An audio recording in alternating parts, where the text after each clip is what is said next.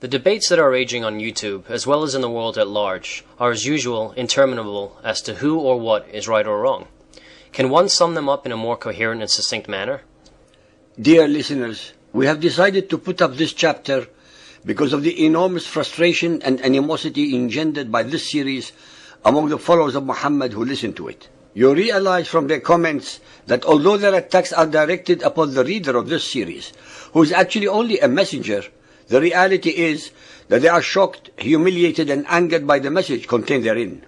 The dialogue that we read between some of our supporters and those Muhammadans who insult us with unbecoming language also shows our supporters' frustration at the fact that all the references in chapter and verse that we prove to all in this series are willfully and deliberately ignored as well as denied by the followers of Muhammad.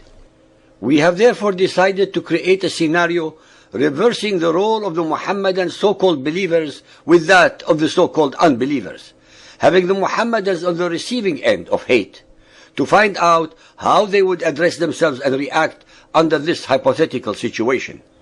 In this assumed version of the Bible, the believers will be the Christians and the Jews, while the unbelievers will be the Muhammadan Muslims or simply Muhammadans. At the end of each verse recited, we shall give the actual name, chapter and verse of its Quranic original.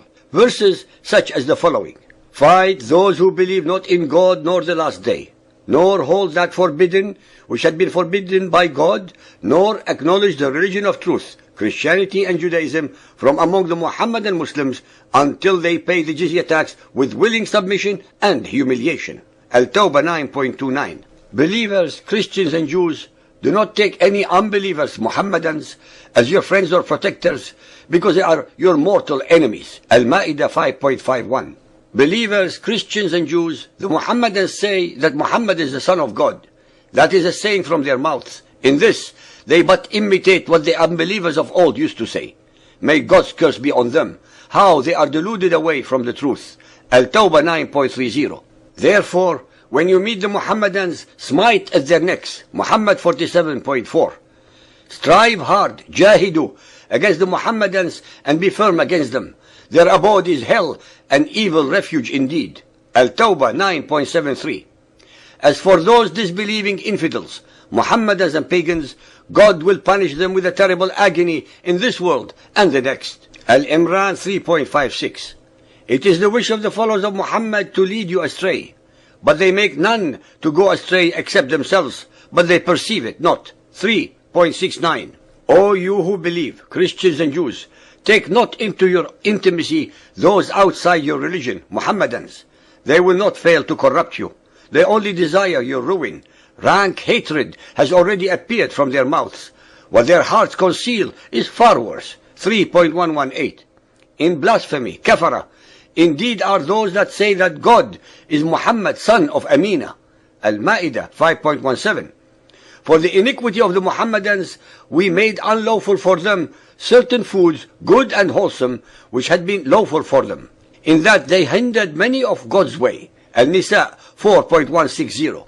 Strongest among men in enmity to the believers, Christians and Jews, will thou find the Muhammadans. Al-Ma'idah 5.82. Of the Muhammadans, there are those who displace words from their right places and say, we hear and we disobey. Al-Nisa 4.46. But when the forbidden months are past, then fight and slay, faqtulu, the Muhammadans wherever you find them, and seize them, beleaguer them, and lie in wait for them in every stratagem of war. Al-Tawbah 9.5. Those who believe, Christians and Jews, fight in the cause of God, and those who reject faith, Muhammadans, fight in the cause of evil. يُقَاتِلُونَ فِي سَبِيلِ الطَّاغُوتِ. So fight ye, فَقَاتِلُوا, against the friends of Satan. An-Nisa 4.76. Followers of Muhammad, if these verses were truly in the Bible and pointed at you in crystal clear language, what would you think? How should you react? Would you, in all honesty and sincerity, accept these insults directed at you and remain unmoved and unperturbed? Would you feel comfortable among Christians and Jews when you would have known their real thoughts and feelings towards you? What do you think the fundamentalists among the Christians and Jews would have had to do to the followers of Muhammad if they considered these to be the inviolate and immutable words or instructions of God regarding you. Ladies, gentlemen, and followers of Muhammad, these are only a fraction of the hundreds upon hundreds of similar verses in the Quran that fill its chapters. By what stretch of logic, morality, justice, or imagination do you think you have the right to hate, war against, humiliate, subjugate, and insult other human beings whose beliefs are not the same as yours? Even if you presume that your cult belief system is superior to everybody else's, this does not give you the right to force it upon any other human beings. You have the right to evangelize your beliefs and debate them with others to convince them into accepting Muhammad and Islam, but it is up to the individual human being to decide to join you or not. Why, if Muhammad and Islam, in your opinion, is superior to other beliefs, do you need to resort to violence, force, and terror to convert others? Why, if it is such a sublime belief system, do you need to butcher any who changes one's mind and want to opt out of it? Why do you discriminate against all other beliefs in your Muhammadan countries, but have the audacity to demand your religious rights in Christian, Buddhist, and Hindu countries? You build your mosques all over the world, whether Hindu, Buddhist, Christian, or Israelite, but deny the same peoples building their own temples in your Muhammadan Muslim states from Saudi Arabia to Mauritania and from the Sudan to Pakistan. Are you so blind morally and intellectually not to find such behavior hypocritical in the extreme, to say the least? So you follow the dictum that what is yours, but what is ours is also yours? Why do you invariably apply this double standard without ever finding in this any immorality, irrationality, or injustice? Why do the followers of Muhammad, the so-called majority, tell the world that all these acts of terror are conducted by radical Muslims, not true to Islam, but you remain deafeningly silent about them? It was Muhammad, after all, who asserted that silence means consent. If you truly disapprove of these acts of wanton terror and slaughter of innocent and unarmed civilians all over the world, committed in the name of Allah, why do you not demonstrate against them? You vented your anger and had time to demonstrate about cartoons that killed no one. Why are cartoons, even about Muhammad, more important in your estimation than human life?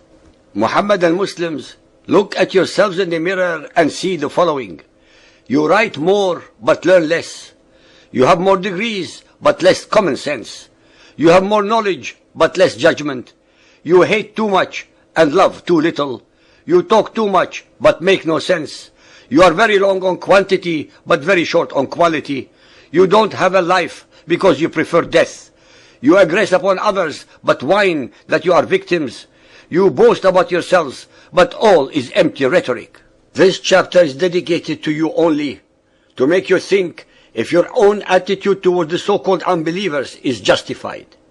Can any follower of Muhammad listening to this chapter answer any questions truthfully and realistically?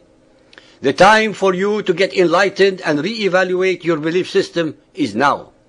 Because contrary to your own self-proclaimed propaganda, the world is slowly but most assuredly waking up to the nightmare of the cult of Muhammad, and there will be repercussions.